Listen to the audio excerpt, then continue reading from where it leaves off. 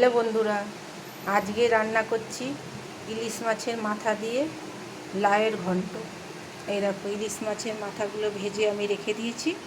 আর এইবার সেই তেলেতেই আমি এবার দেব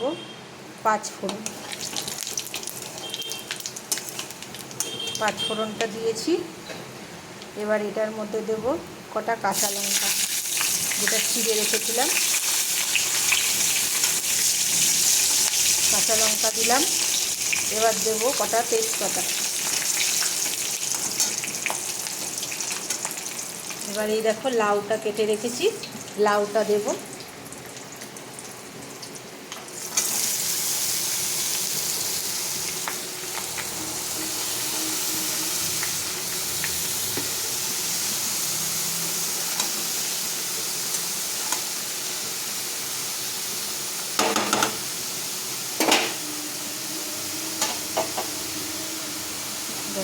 লাউটা দিয়ে দিয়েছি।